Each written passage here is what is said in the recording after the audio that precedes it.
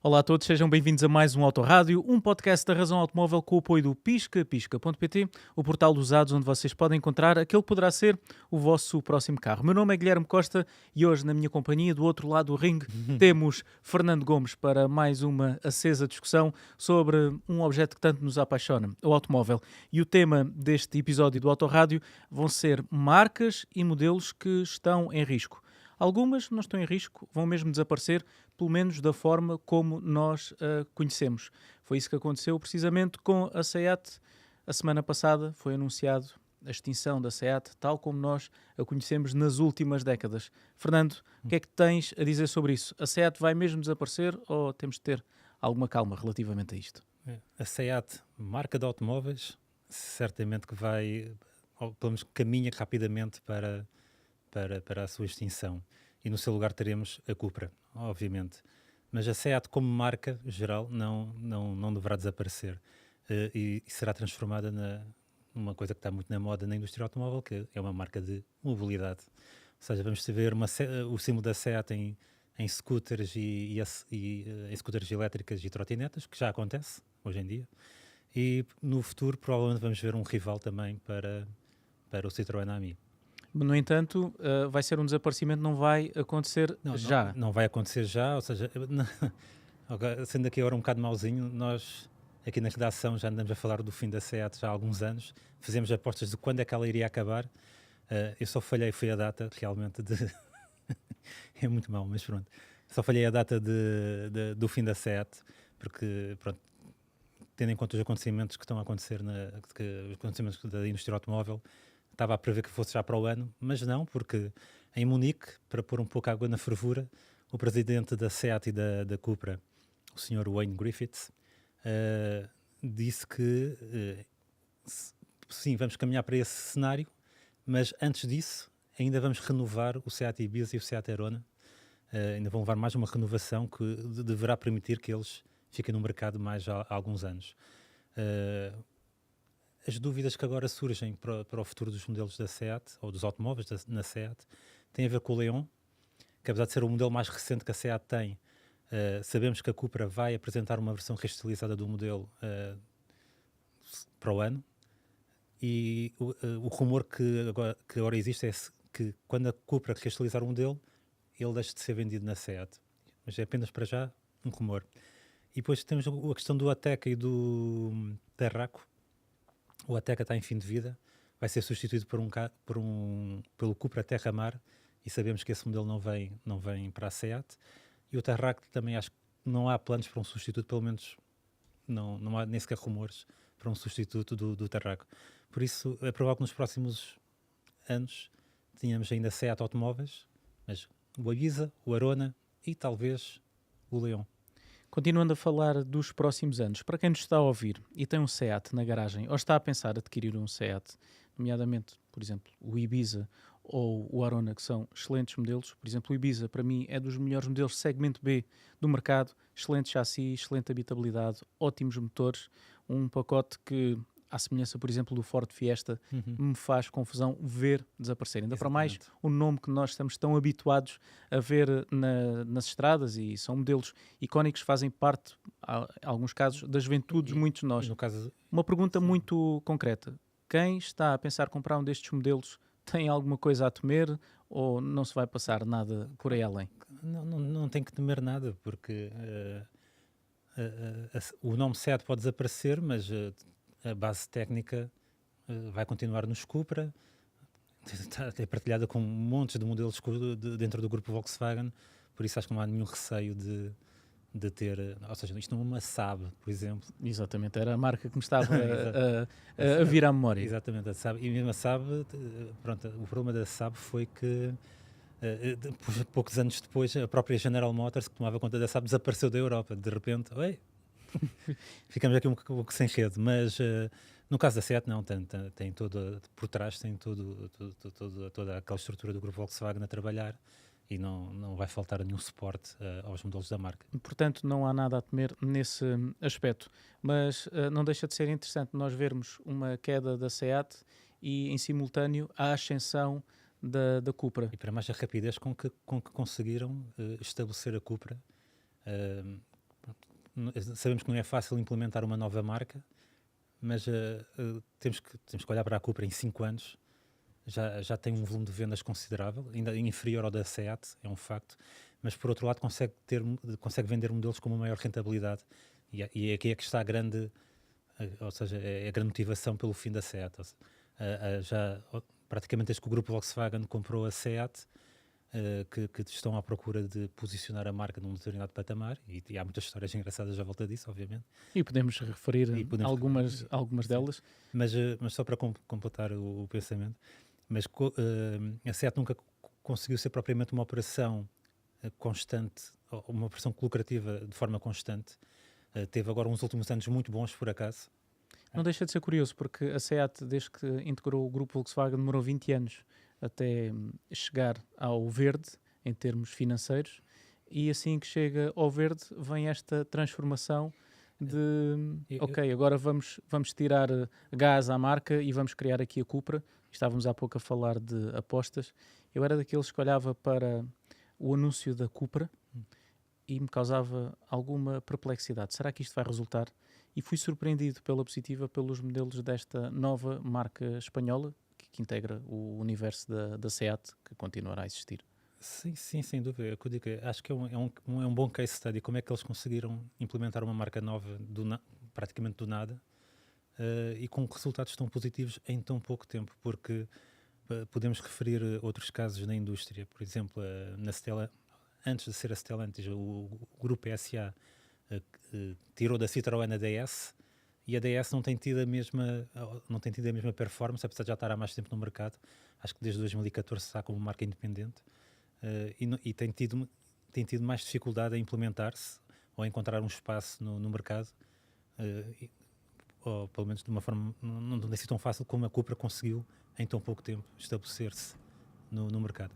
Eu acho que é um muito bom case study para a concorrência, sobretudo para a concorrência, porque realmente chegar a ver e vencer não é todos os dias que nós vemos isto acontecer. Fernando, diz-me uma coisa, isto é quase que uma provocação. Falávamos há pouco de histórias em torno da Volkswagen, da SEAT e de todos os planos que este gigante alemão tinha para esta marca espanhola, e um dos planos não anunciados, mas nós sabíamos que havia umas intenções, era transformar a SEAT numa espécie de Alfa Romeo, uma marca mais apaixonante, Sim, mais desportiva, mais latina, tanto que na década de 90 foram buscar nomes como Walter da Silva, que desenhou o fantástico 156, claro, para a SEAT, e também Luca Di Meo, que estava na altura... Estava no grupo Fiat na altura e era chefe de marketing. A memória aqui atraiu, mas acho que ele era só chefe de marketing da Alfa Romeo, e depois acho que entretanto foi promovido. E depois a Volkswagen foi buscá-lo, porque o que o Walter da Silva e o Luca Di Meo conseguiram fazer na Alfa Romeo não deixa de ser notável, sobretudo daquele período do Alfa Romeo 147, 156, em que, ou seja, a Alfa Romeo é outra daquelas marcas que constantemente, aliás, historicamente, vai ter sempre um modelo que a vai salvar, e acho que nunca esteve tão perto disso como com o 156. Foi um sucesso tremendo para o carro ainda hoje é lindo, caramba. Nós olhamos para o carro e... Foi a altura certa para lançar aquele carro. Basta compararmos o 156 com os modelos da época equivalentes, sim, sem dúvida. E é uma distância em termos de estilo, e já para não falar da tecnologia, os motores JDD da época... A Alfa Romeo foi a primeira a estrear os motores Common Rail. Exatamente. Eram... Isso continuamos a ver muitos motores desses a circular. Eram motores fabulosos. E eu prometo que vai ser, eventualmente, a última vez que me vão a ver misturar o nome Alfa Romeo diesel, para aqueles que são mais puristas. Mas temos de tirar o chapéu à marca italiana, aliás, à Fiat no geral, porque naquela altura, tecnologicamente, a Fiat trouxe muitas inovações para o setor automóvel. Mas, continuando o nosso raciocínio, achas que a Cupra é finalmente a concretização daquilo que o grupo Volkswagen nunca conseguiu fazer com a SEAT? Ou seja, eu acho uma espécie de Alfa Romeo? Internamente, eu acho que eles devem estar a tirar um gozo muito grande disto, porque eu recordo na publicação de alguns resultados financeiros das várias marcas do grupo Volkswagen, e isto foi, acho que o ano passado, ainda estava o Herbert Diess na liderança do grupo Volkswagen, quando ele chegou à parte da Cupra, disse: já vendemos, já não me recordo quantos carros, mas vendemos mais que a Alfa Romeo. Foi assim, só uma frasezinha. Toma! Porque nós, Toma! muitas vezes não é anunciado, mas chega-nos, e há sempre rumores. Houve muitas tentativas ao longo de todas as décadas, nos anos 90, nos anos 2000, de aquisição da Alfa Romeo por parte do grupo Volkswagen. Sim, Nunca se veio a concretizar. Nunca se veio a concretizar. No final dos anos 90 ainda estava o Sr. Ferdinand Piëch, o gigante Ferdinand Piëch. Foi ele que basicamente transformou o grupo Volkswagen no gigante que é hoje.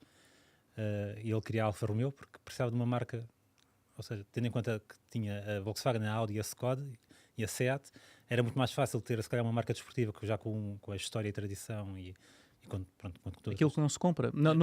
Aliás, não se fabrica. Exatamente, e a Alfa Romeo tinha isso. Só que eles nunca conseguiram levar a deles avante, então primeiro decidiram, vamos transformar a Seat na Alfa Romeo espanhola. Só que acho que é uma história um bocado... se fosse, isto é quase uma questão política, porque a Seat realmente tinha... eles chegaram a apresentar vários conceitos para onde queriam levar a marca, e era muito interessante, e acho que faltou sempre à Seat imagina um coupé ou um carro desportivo a sério para concretizar essa visão, mas nunca deixaram a Seat ter esses carros, ou produzir esses carros.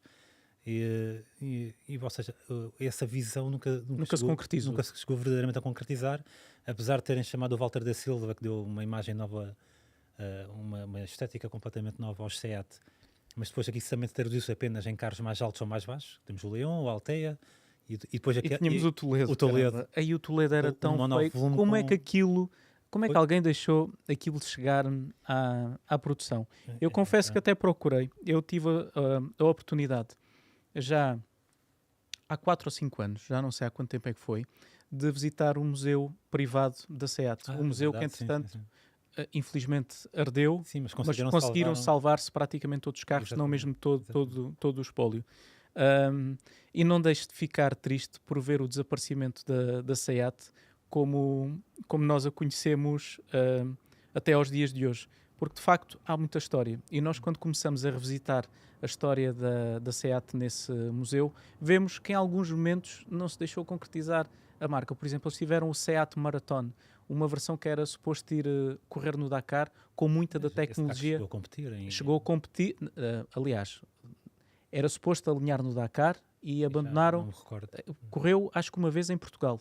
Não tenho a certeza, em Porto Alegre. Sim, mas correu e há muito pouco. Vai agora com jornalistas, vai agora voltar a um rally clássico, mas acompanhado por alguns colegas nossos jornalistas espanhóis, mas nunca chegou a concretizar-se, e tinha toda a tecnologia do Audi, do grupo B. Sim, e até eles lançaram, já com o Walter da Silva a bordo, eles desenharam um protótipo para competir nos campeonatos GT, que era não me lembro, Seat Cupra GT, acho que era mesmo assim o nome, era Seat Cupra GT, era assim uma coisa. Eu recordo-me ver esse carro no museu. Eu não sei se a nossa Regi nos consegue colocar aqui no nosso ecrã algumas imagens dessa visita da Razão Automóvel, e vocês podem encontrar no nosso website a reportagem deste dia extraordinário. Exatamente. Aqui Até tem um histórico, olha, o Marathon está aqui, este farol. Esse farol é do Marathon, exatamente, com as cores da Repsol. E repara, a Seat teve, por acaso é uma boa imagem, porque permite ver o historial na competição. Mas depois o que se calhar incomoda é que, por exemplo, se a Seat era para ser Alfa Romeo espanhola, deviam continuar a apostar na competição a sério. No entanto, quem depois acabou por ganhar protagonismo foi a Skoda, que a Skoda também tem um historial brutal em rallies. A Skoda era os Porsche Celeste. Exatamente. Tiveram de mudar regulamentos da FIA e tudo, porque andava a bater em toda a gente. Sim. No tempo ainda da cortina de ferro. Exatamente. Eles chegavam aqui com autorizações especiais para vir competir ao lado ocidental. Por acaso temos de explorar melhor, e fica a promessa de nós explorarmos melhor essa história da Skoda, dos Porsche Celeste, porque também tinha um motor no sítio errado. Motor traseiro, exatamente. Noutro episódio do nosso autorrádio. Foi uma visita aqui. A SEAT ainda esperava um milagre. Para quem nos está a ouvir através do Spotify, do Apple Podcasts, Estamos a mostrar uma imagem de um Seat Marbella versão Papa móvel. Não tem um santo a bordo, tem-me a mim a acenar à plateia, mas foi uma visita que eu adorei fazer e pedi agora outra imagem, porque eu tenho a recordar bem o que é que fiz neste dia. Lembro-me de ver um protótipo interessantíssimo e temos uma história, temos toda a história completa no nosso website, que é o Seat Honda, numa versão amarela e preta, porque houve um diferendo entre a Fiat e a SEAT relativamente aos direitos do carro. Ou seja, a SEAT nasce há mais de 50 anos, agora não me recordo do ano em específico, e isto também envolve a história política de Espanha, que na altura estava sobre o regime de Franco. O regime de Franco, exatamente. Então houve um plano para colocar também a Espanha sobre rodas e fizeram um acordo com a Fiat, e então grande parte, ou pelo menos as primeiras décadas de existência da SEAT, foi a comercialização de modelos Fiat sob licença e produção até de modelos Fiat sob licença. E até tem histórias curiosas, porque eles acabaram por criar derivações que a própria Fiat não teve desses seus modelos. Isto era a propósito, tu íamos sentir para onde mesmo? Já, com tudo isto estávamos a falar do Honda. Estávamos a explicar, a história do Honda. Mas passando no nosso website nós temos a história completa. Nós temos um artigo completo sobre isso, mas as partes a amarelo.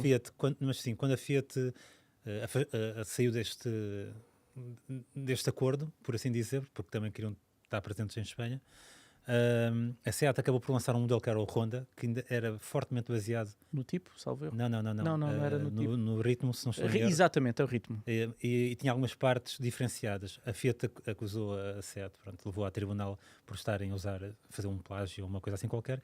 Então a SEAT pintou esse protótipo com partes pretas e amarelo, para dizer o que é que era realmente da Fiat, o que é que era realmente da SEAT, e acabou por ganhar esse processo que a Fiat interpôs. Por isso, o que não falta são histórias. São histórias muito engraçadas no são caso histórias. Da SEAT. E neste espaço, de facto, o que não faltava é a história. E aqui podemos ver, em parte, modelos da SEAT que não passavam de Fiats com outro nome. E podemos passar para outra imagem.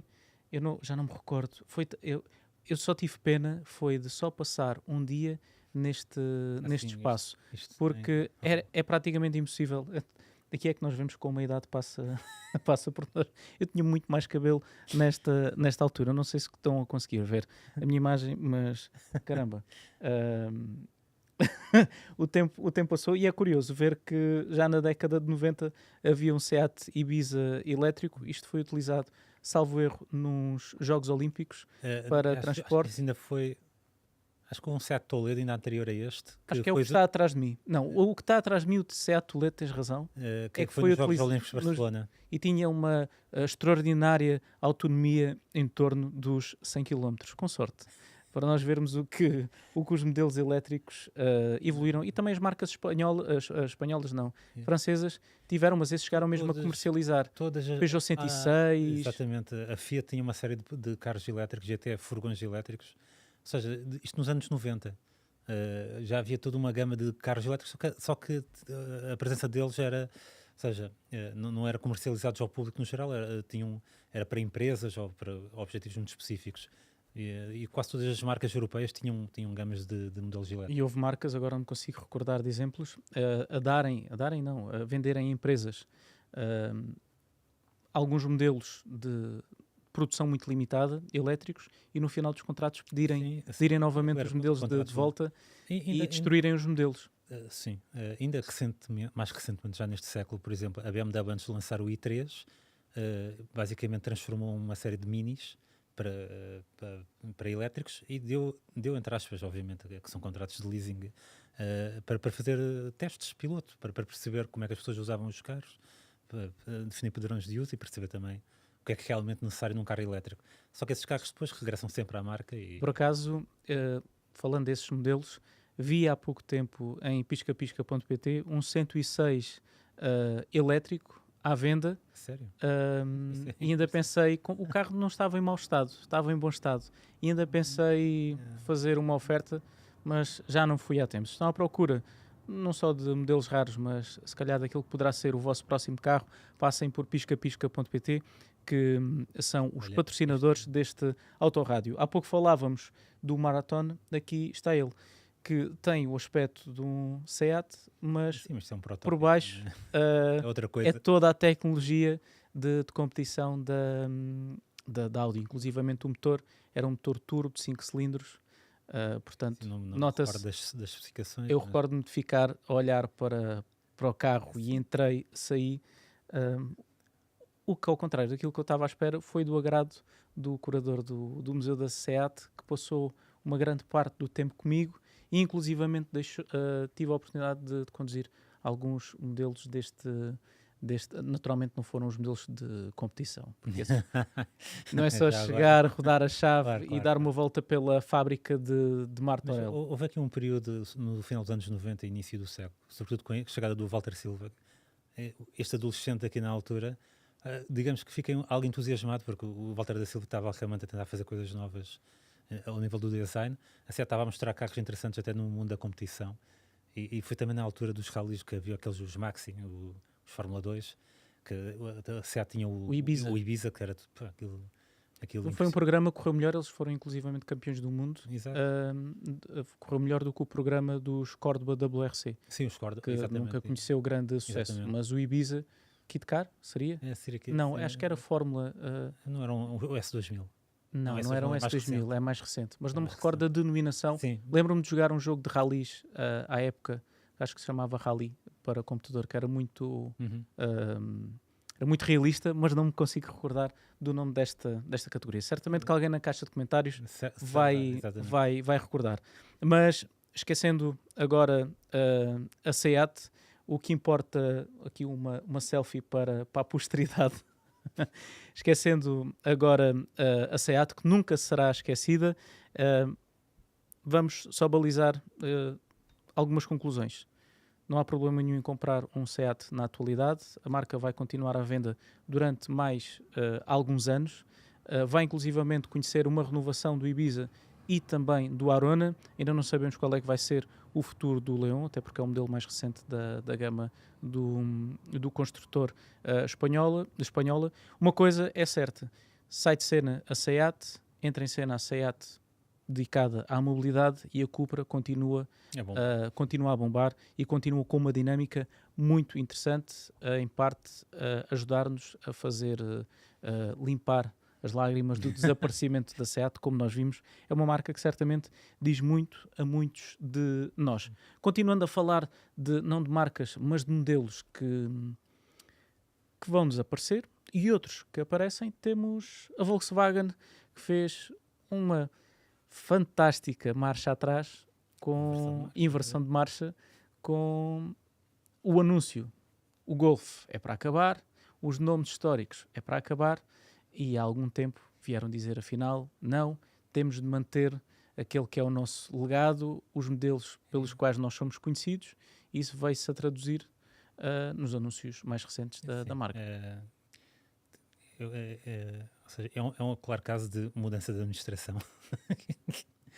Mudou a administração, decidiram... É para esquecer tudo o que o Albert disse. Herbert disse.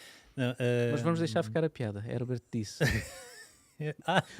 É só agora que apanhaste. O que o Herbert disse não se escreve. Exatamente. Pá, sem comentário. Porque agora temos o tempo do Thomas Schaffer, que é o atual CEO. Brincadeiras à parte. Herbert disse, era o anterior CEO da Volkswagen, saiu. O plano que tinha para a marca não foi muito bem acolhido.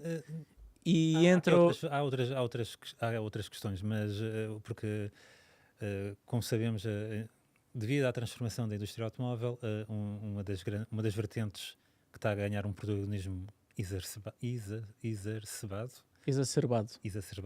Uma palavra difícil, principalmente a esta hora. É o software. E o grupo Volkswagen criou uma divisão que é a Cariad, que é só para desenvolver software, só que aquilo não correu bem, e foi criado pelo Herbert Diess, ou Diess? Agora o meu alemão também. O meu alemão também está muito enferrujado. Mas aquilo não correu bem e acabou por provocar uma série de atrasos no plano de lançamentos de todo o grupo Volkswagen. As ondas de choque desse atraso ainda se fazem sentir. Exatamente, e acho que isso foi a gota d'água. É certo que ele tomou muitas decisões que agora estão a ser revertidas, como sobretudo a questão de envolver a família de modelos ID, essas decisões até de poder acabar com os nomes históricos da Volkswagen, dentro da Volkswagen, e o Thomas Schaffer disse, alto lá, não vamos abandonar, estes nomes ainda têm muito cachê, apesar de já serem muito antigos, mas é o que as pessoas conhecem, as pessoas estão familiarizadas com eles, e não vamos abandonar estes nomes, mesmo indo para a era elétrica, e vimos isto agora até no Salão de Munique, se calhar melhor do que nunca, com a apresentação daquele conceito, o ID GTI, que é basicamente a versão desportiva do ID to All. E basicamente temos um carro que parece com o Volkswagen, tem a sigla certa, associada. Agora vamos ver se os fãs da sigla GTI estão prontos para aceitar uma proposta 100% elétrica com aquelas 3 letras. Eu tenho elevado as expectativas relativamente ao ID All e tenho elevado as expectativas relativamente ao ID GTI. Eu acho que é daqueles modelos onde a Volkswagen não se pode dar ao luxo de errar. E acho que esta inversão de marcha que a Volkswagen fez em termos de estilo, de abandonar este estilo ID que vimos, por exemplo, agora mais recentemente também no nosso canal do YouTube, do ID7, e passar para linhas mais germânicas, como vemos no ID All, com o terceiro, com o pilar... O pilar C muito largo, muito robusto. O pilar C muito largo, muito robusto. Nós olhamos e dizemos, isto é um Volkswagen. E manter nomes como o Golf, que não terá outra hipótese, a menos que algo mude entretanto, mas não nos parece que assim seja.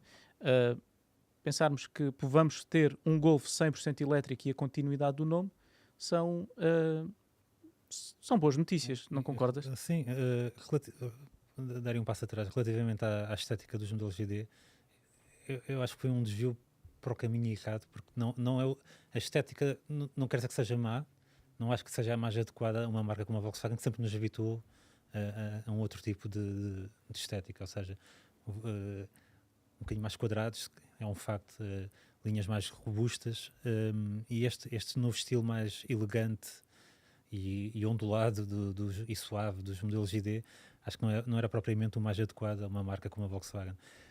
É bom, o ID2All basicamente reverte isso, é bom ver esse regresso. Agora, aquilo que eu espero é que também consigam evoluir esse estilo, porque aquilo que eu acho do ID2All é que, apesar de estar muito bem desenhado e ter tudo no sítio certo, acho que não é um passo em frente suficiente para levar a Volkswagen para o lado elétrico. Agora, mas isto se calhar é o designer cá em mim a querer ver coisas novas, mas a verdade é esta: a Volkswagen teve a evoluir o Golf durante 40 e tal anos, 40 e tal anos, sim. Cada vez que sai uma nova geração aparece 1 milhão de pessoas a dizer é igual ao outro, e no entanto aquilo sempre foi um caso de sucesso, um sucesso de vendas brutal. Era precisamente isso que eu ia dizer. Pelo menos o mercado gosta daquilo que gosta, e há uma certa expectativa quando lanças um Volkswagen. Aliás, quando lanças um Golf, é uma instituição, é um nome com história, e há expectativas que têm de ser cumpridas. E eu acho que a Volkswagen esteve bem neste processo de reversão desta tentativa de acabar com nomes históricos. Uma tentativa que noutras marcas também vemos. Há muito revivalismo neste passo rumo ao futuro por parte das marcas europeias. Por exemplo, passando agora para o lado francês, a Renault vai acabar com o Zoe e no seu lugar vai aparecer um modelo histórico, o Renault 5.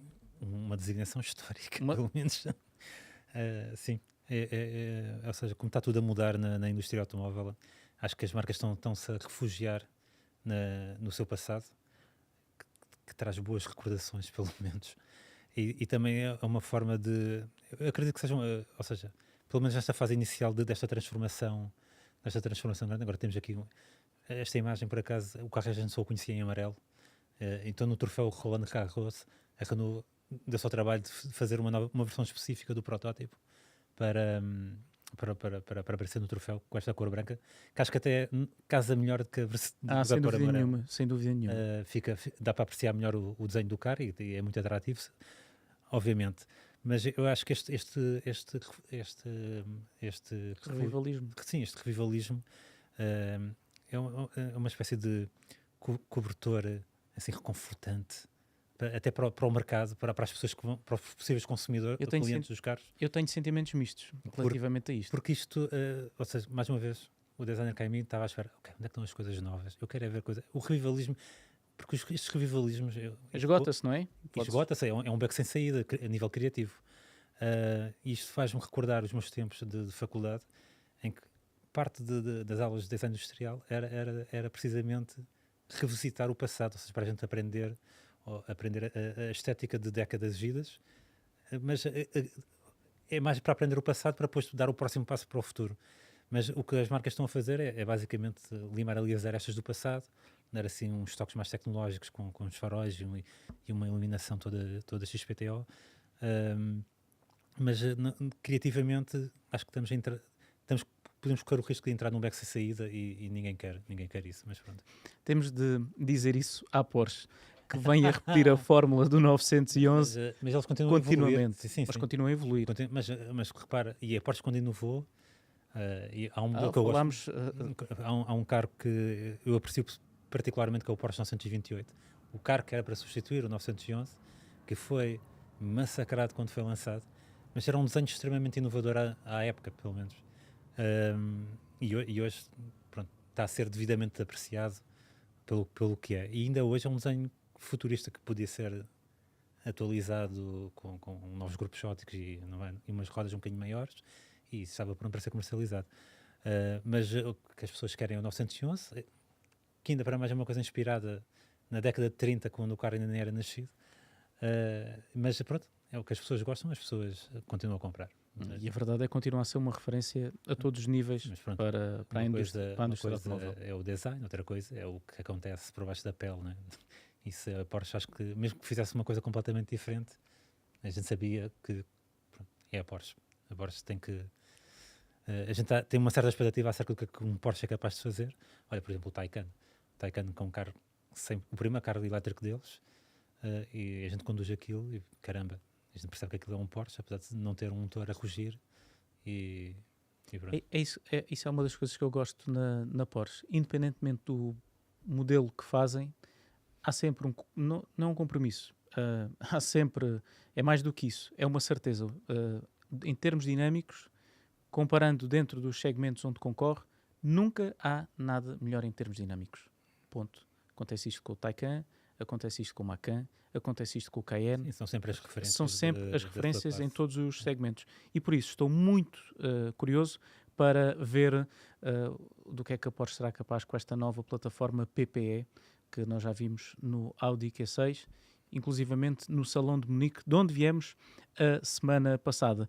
Um dos modelos, estamos a falar de marcas e modelos que podem desaparecer, estão em risco, e o 911 é um desses modelos, a menos que as normas permitam a continuidade de modelos como o 911, porque creio que foi esta semana a Porsche veio afirmar que só haverá Porsche 911 enquanto houver motor Flat Six.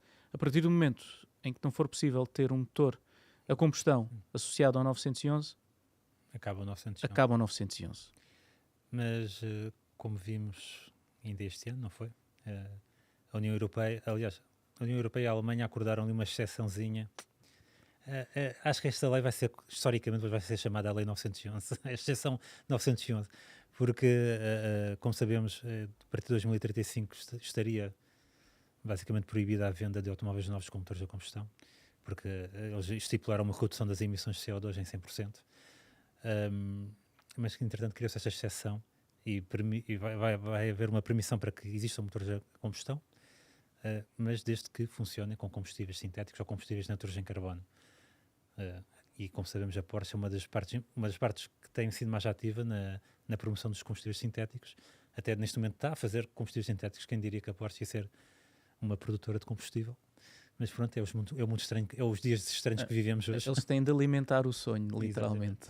E neste momento eles já produzem combustível suficiente para alimentar a Super Cup, ou seja, aquelas provas do Troféu Monomarca deles.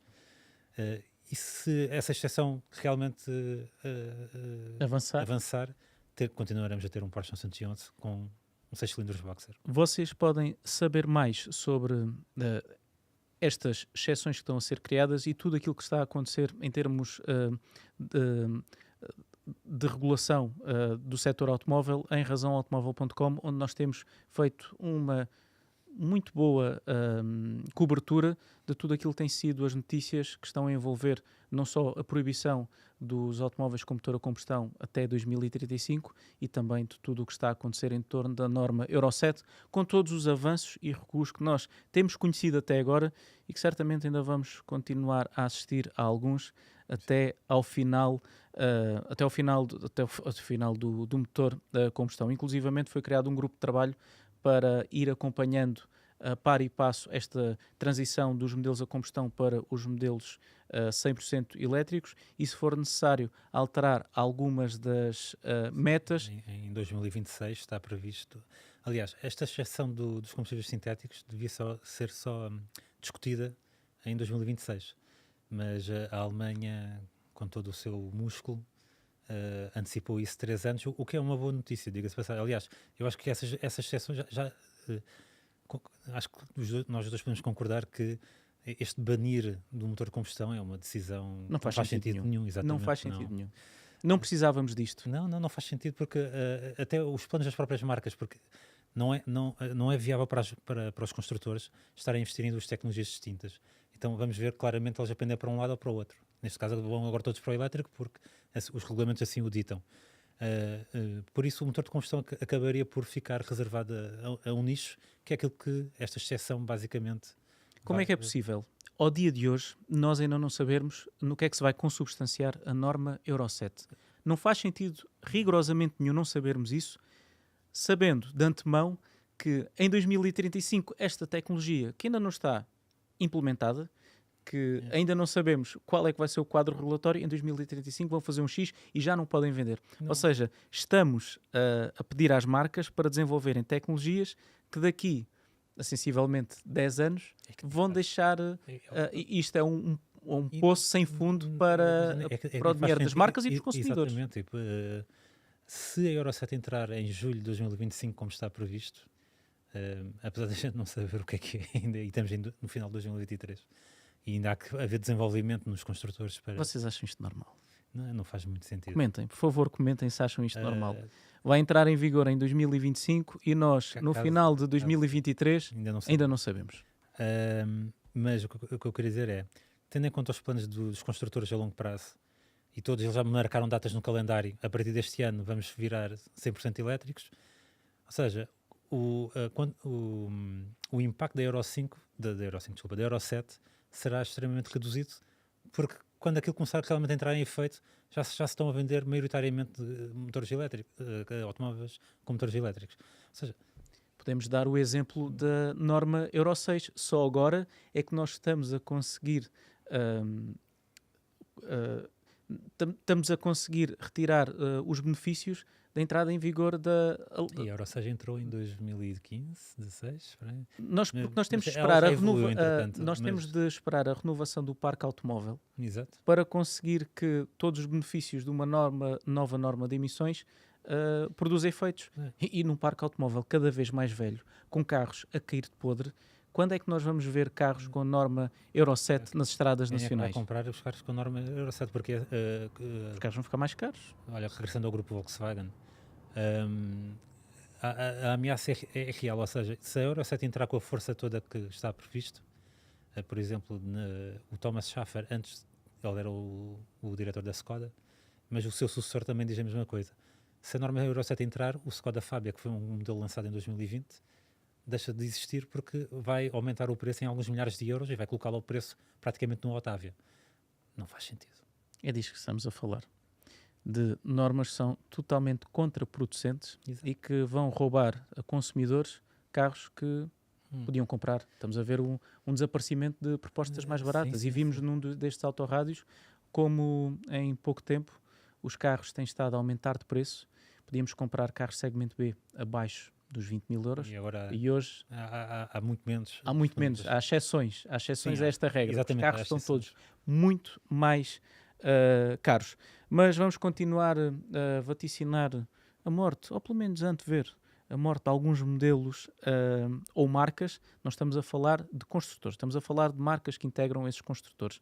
E vamos continuar por terras alemãs e podemos dar o exemplo da Mercedes, que há cerca de 2 anos, talvez não mais que isto, apresentou um line-up de novas marcas e que agora com esta transição para os modelos 100% elétricos nós começamos a tentar olhar para ela e a perguntar onde é que nós vamos encaixá-la. E falamos mais concretamente da Mercedes EQ, que é a divisão de carros 100% elétricos da marca alemã, mas agora em Munique nós tivemos a apresentação do Mercedes-Benz Sim, CLA Concept e nem sinal da sigla EQ. exatamente. E esse carro vai ser elétrico, ou seja, a estratégia da Mercedes para enfrentar a eletrificação foi criar essa submarca EQ e criar uma nova família de modelos que também tem as letras EQ. Começou com o EQS, depois veio o EQE e pronto, e por aí fora. E depois, aliás, começou com o EQC, recuando um pouco mais. Só que tanto o EQC como o EQA e o EQB são derivados de plataformas de modelos a combustão e o EQS e o EQE estrearam uma nova plataforma dedicada a elétricos e deu a origem também a um design que a gente pode considerar não consensual, por assim dizer. Mas agora correm rumores de que esta designação e esta submarca poderá desaparecer, porque se no futuro tem tudo tendência a convergir para os elétricos, não faz sentido haver submarcas, pelo menos elétricas, né? Porque a Mercedes tem várias submarcas, como a AMG ou a Maybach, e essas vão continuar certamente. Agora, esta é que, olha, por exemplo, temos aqui um quadro exemplificativo do universo de marcas da Mercedes. Antigamente era tudo Mercedes-Benz e agora não. Agora temos Mercedes AMG, temos Mercedes EQ, temos a Mercedes-Benz. E o G que o modelo vai ser transformado numa submarca, porque neste momento já há rumor. Aliás, tem sido discutido muito recentemente que o G vai ter um irmão mais pequeno, uma coisa mais também quadrada, à prova de tudo, e vamos ver o que é que vai sair daí. O quê? Um Jimny? Era giro, não é? Há umas transformações muito engraçadas do Suzuki Jimny. Exato. Que o transformam num verdadeiro mini classe G. Isso era brilhante, isso era assim um twist na narrativa brutal. Na narrativa, a Suzuki e a Mercedes teriam um acordo e transformarem o Jimny num mini G de luz, estilo que a Aston Martin fez com a Toyota e o IQ. Olha, exatamente. Olha, se calhar eventualmente estamos a dar uma ideia.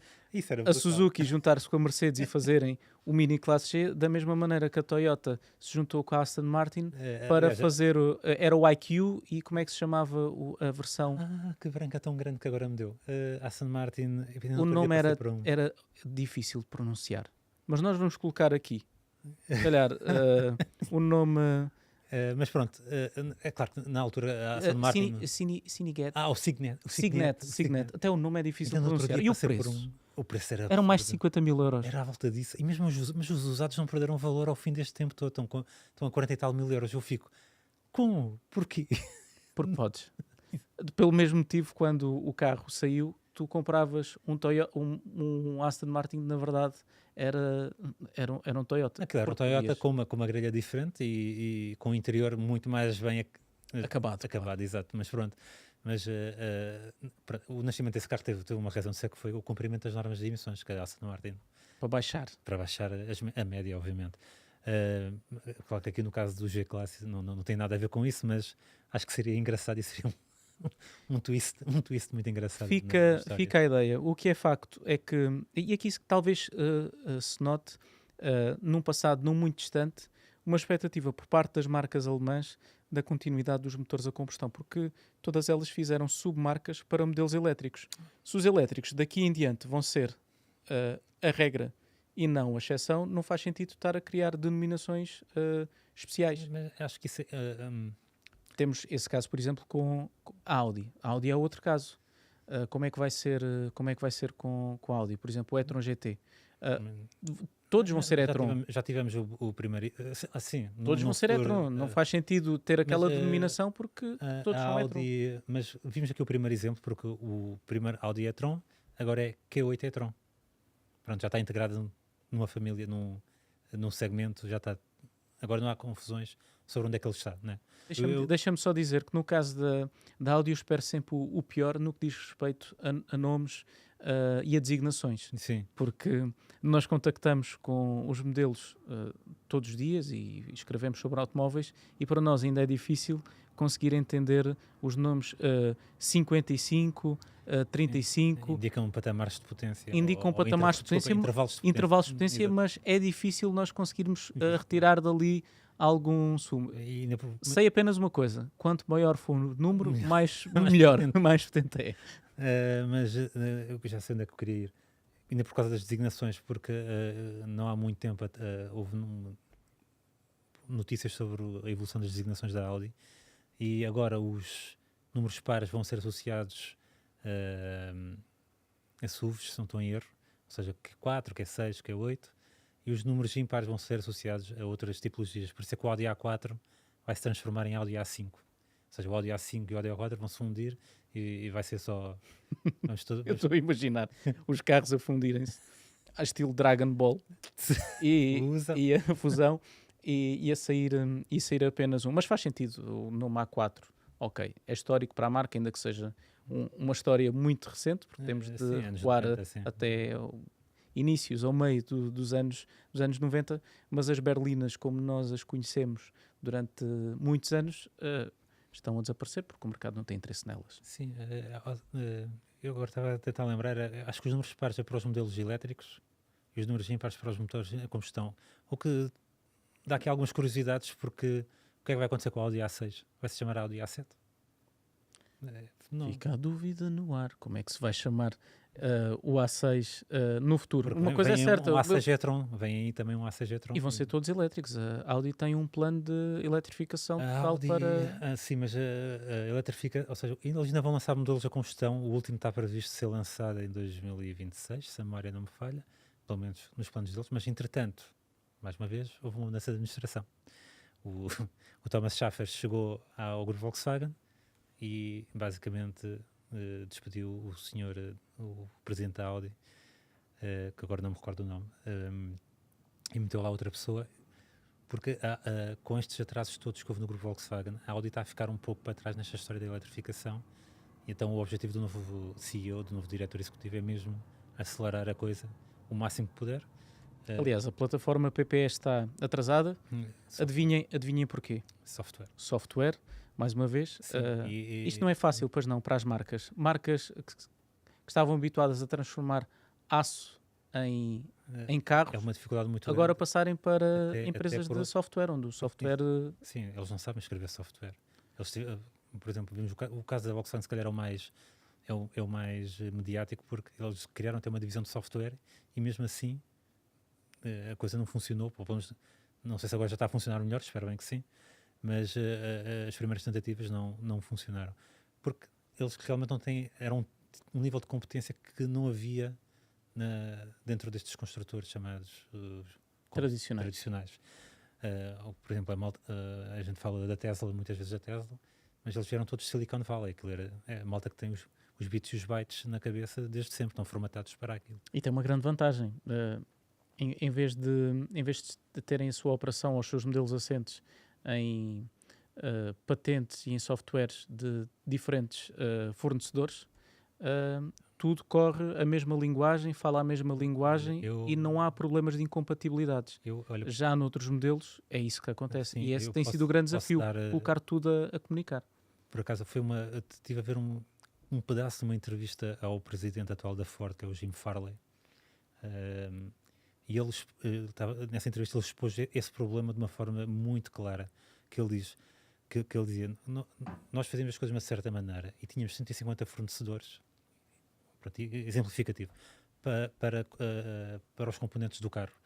Cada um desses 150 fornecedores tem uma forma de fazer as coisas e tem os seus chips, e nós temos 150 chips no carro para controlar todos esses componentes. E de alguma forma aquilo tem tudo que Comunicar. Ou seja, o carro tem que funcionar como um todo, basicamente, né? E ele diz que esta é a dificuldade.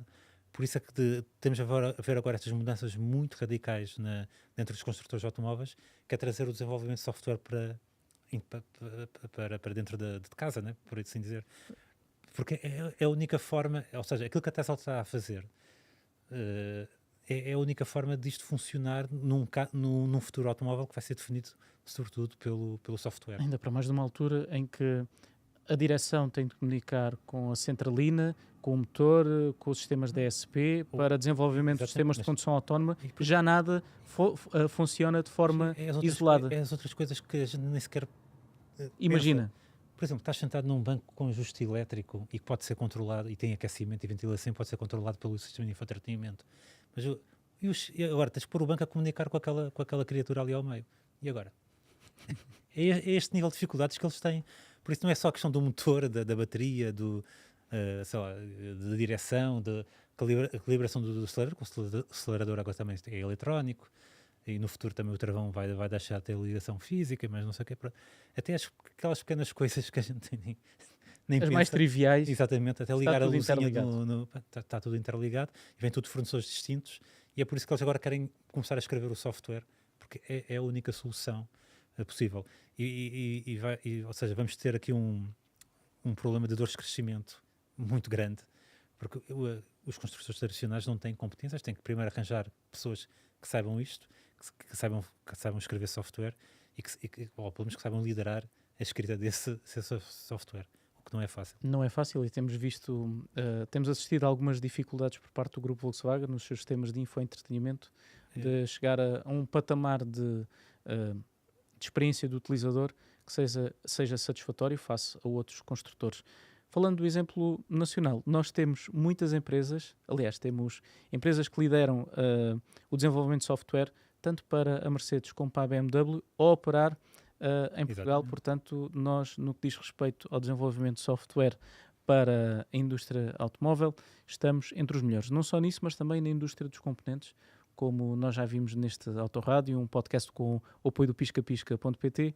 Portugal é um Tier 1 no fornecimento de componentes para a indústria automóvel. É uma indústria que vale milhões, e eu convido-vos a revisitar esse Autorádio, onde entrevistámos José Couto e falámos sobre todos os desafios da indústria dos componentes em Portugal para o futuro.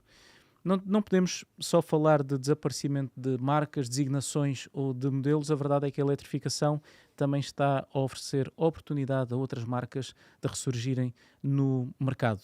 Falo, por exemplo, Fernando, mais uma marca histórica que foi não totalmente desenterrada, porque ainda tinha um zombie a andar pelo mercado italiano que se chamado Lancia, que tinha um único modelo em comercialização e que agora, com a possibilidade das plataformas e de partilha de componentes, vai ressurgir como uma fênix.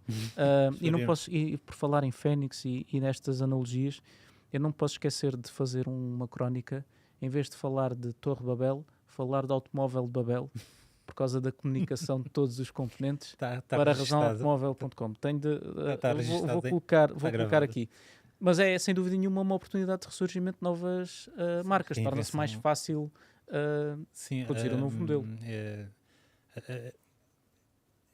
Há aqui um ponto positivo e um ponto negativo sobre a transformação para a mobilidade elétrica da indústria automóvel. Primeiro, vai permitir aumentar as sinergias, o que também ajuda depois a reduzir os custos de desenvolvimento de novos modelos. E a Stellantis está-se a tornar uma expert nisso. Só dando aqui um salto ao grupo Volkswagen, eles disseram que queriam aumentar, ou seja, que podemos olhar para o grupo Volkswagen como um bom exemplo de sinergias entre diferentes marcas, porque tem uma plataforma que serve praticamente todas as marcas e sei lá quantos modelos, e eles disseram que ainda não é suficiente, tem que aumentar mais, por isso é que eles estão a adotar só um tipo de bateria para alimentar todos os modelos, estão uma plataforma única que é a tal SSP, que deverá vir lá para 2028, que é uma espécie de fusão da PPE, que nem sequer conhecemos, e da MEB, ou seja, há aqui uma série de coisas que estão a acontecer. E na Stellantis também estão a caminhar para isso. Eles vão resumir o portfólio de todo o grupo, é gigante, a 4 plataformas, 3 das quais dedicadas a automóveis. E eu gosto dos nomes, são muito fáceis de decorar. STLA Small, Medium e Large, ou seja, pequeno, médio e grande. E por falar nisso, já agora, antes de irmos à Lancia, vimos agora a Peugeot apresentar o novo 3008, que é o primeiro modelo a estrear a STLA Medium. E está giríssimo. Eu acho que é um lançamento de peso, Fernando. Eu acho que o carro, aliás, o SUV está muito interessante. Eu confesso que, eu sei que os Peugeots têm tido uma presença de palco interessante, porque tem um estilo bastante vistoso. Não é propriamente não é a tua onda. Não é a minha onda, porque eu gosto que sejam mais as proporções, as superfícies a falar, coisas um bocadinho mais, se calhar, depuradas, do que propriamente um estilo mais decorativo, como tem sido os da Peugeot, sobretudo nas extremidades. A frente dos Peugeot é um festival de texturas e de elementos e coisas assim do género. O novo 3008 também, mas pronto, eu compreendo quem gosta. Eu não sou propriamente o maior apreciador, mas admito que tem uma grande presença de palco, sem dúvida nenhuma, isso tem. E o palco tem de suportar algum peso, porque não são carros propriamente leves. Este novo 3008, quanto é que pesa? A versão mais leve esta versão elétrica, elétrica, claro. A versão mais leve pesa 2.140 kg, se não estou em erro. 2.140 kg num SUV de segmento C. Num SUV de segmento C. Isto é um bocado preocupante. Uau. É um bocado preocupante. Curiosamente, a Stellantis veio há pouco tempo, ou seja, no mesmo dia que o Peugeot 3008 foi revelado, surgiu uma notícia a dizer que eles estão a estudar formas de retirar peso aos seus elétricos. Porque se isto eu fico um bocado assustado, porque esta plataforma vai ser usada por muitos modelos dentro do grupo Stellantis, incluindo da Lancia. Poderá ser o novo normal. O 3008 vai pesar 2.100 kg. Agora imagina um modelo maior. Com a STLA Large. Quanto é que poderá, mesmo nesta plataforma? Porque esta plataforma Medium vai abarcar modelos até 4,90 m. Ou seja, há aqui uma grande... Sim, Large será mais para carros americanos. Sim, e para supercarros, eventualmente, sim, que eles queiram lançar. Maserati, talvez. Os supercarros não acredito muito, mas sobretudo... Eu tenho essa esperança. Ao ver a Peugeot envolvida, como já é histórico, nas 24 horas de Le Mans, eu acho que eles não vão resistir à tentação de lançar um carro, e há uma plataforma um halo da marca. Com a Alfa Romeo 33 Stradale, derivado do MC20. A plataforma do MC20 é muito boa, é fibra de carbono. Engenheiro Carlos Tavares, se nos está a ouvir, exatamente, é para fazer, por favor. Não olha para a folha de Excel. A Peugeot tem um histórico de protótipos de supercarros que não é brincadeira, que vem dos 280. O Peugeot Quartz. O Quartz, o Oxia, o Optima, e depois outros mais recentes, que agora não me recordo o nome. Curiosamente lembro dos mais antigos, mas não lembro dos mais recentes. Que antecipou o 405, o Quartz, o Oxia... Não, o Oxia antecipou o 405. O 405. O Oxia, exatamente. O Oxia e o Quartz... O Quartz era uma coisa mais futurista. Os 307 ou 407? Não. Ainda é uma coisa muito futurista, anos 80, né? Muito antes. Qual é que era aquele que tinha o motor do 205 T16? Aquele que era branco e encarnado por dentro e tinha um televisor. Eu vi o carro ao vivo e a cores no museu da Peugeot quando o visitei, e agora está-me a dar uma branca. Não estou... Não te recordas? Não está... É que o Peugeot Quartz era uma coisa muito futurista. Houve 3 protótipos que eles lançaram nos anos 80, que é um trio de supercarros. O Oxia era o que se calhar estava mais próximo da produção. O Quartz antecipava um SUV, não é esse? Não? Não. Então estamos a confundir o nome. Concept. Agora como é que eu procuro? Concept T16. Se não era Quartz, era outro nome. Havia o Oxia, o Optima. Era o Quasar. Quasar. O Quasar. Era o Quasar. Quasar que nos esquecíamos de mencionar para mim, um dos protótipos mais olha, espetaculares estava a confundir com outro da modelo. Peugeot. Exatamente, Peugeot 4.0. Estava até, por acaso, a visualizar outro modelo que não este. Mas sim, isto tudo... Mas é uma pena, porque a Peugeot tem um histórico interessante em Le Mans. Já conquistou as 24 horas de Le Mans por várias vezes e em diferentes alturas. E era interessante traduzir-se num super desportivo. Seria interessante. Eu gostava de ver isso, mas sem abandonar a Peugeot, e já que estamos a falar do ressurgimento de algumas marcas, havia uma marca que é querida de todos os portugueses, ou pelo menos daqueles que gostam de automóveis, principalmente daqueles que gostam de todo o terreno, que equipava com um motor Peugeot e que se chamava UMM. Será que com esta nova era de eletrificação nós vamos voltar a ver a UMM a ressurgir com uma proposta 100% elétrica? Isso era algo que certamente todos nós gostávamos de acontecer. Tu gostavas, Fernando? Andando para 2022, no dia 1 de Abril, nós fizemos uma peça sobre um potencial regresso do OMM também como elétrico. A verdade é que é mais fácil, se calhar agora na era elétrica, ver uma OMM ressurgir do que com um motor a combustão. Agora... Há quem diga. Não vamos deixar que a verdade nos traga uma boa história. Que Elon Musk, para a produção da Cybertruck, inspirou-se no UMM com a chapa quinada e com todas aquelas soluções de design minimalistas. E mais uma vez, vemos a irmos buscar ao passado soluções para servir o futuro. Sim. É um bocado forçado. Não é nada. Não digas isso. Não digas isso. Forçado. Por acaso agora estamos a ver na imagem um MM de alguém que temos uma grande estima e que integrou inclusivamente a equipa da Razão Automóvel e continua a ser um amigo da Razão Automóvel, o André Pires, que tem esta unidade do UMM Alter ali na porta a dizer orgulhosamente razão automóvel. Mas a verdade é que estamos a presenciar momentos de grandes transformações na indústria automóvel, com marcas antigas a ressurgir, novas marcas a serem criadas e alguns nomes que nós estávamos habituados a conviver nas últimas décadas a acabar. Nós estamos a acompanhar tudo isto todos os dias em razãoautomóvel.com, 7 dias por semana, 31 dias nos meses em que tem 31 dias, 365 dias por ano. E todas as semanas, à quinta-feira, no nosso Autorádio, onde nós falamos de toda aquela que é a atualidade que está a marcar a indústria automóvel. E com isto, Fernando, terminamos este episódio do Autorádio com alguns nascimentos, anúncios de outras mortes. Eu espero que tenham gostado de estar na nossa companhia. Já sabem, podem nos acompanhar em Apple Podcasts, em Spotify e naturalmente também no nosso canal de YouTube, que está à beirinha de chegar aos 200 mil subscritores. A todos vocês que todos os dias estão desse lado a acompanhar o nosso trabalho, nós só vos temos de agradecer a preferência. Quanto a mim, é tudo por hoje. Um grande abraço e até ao próximo Autorádio.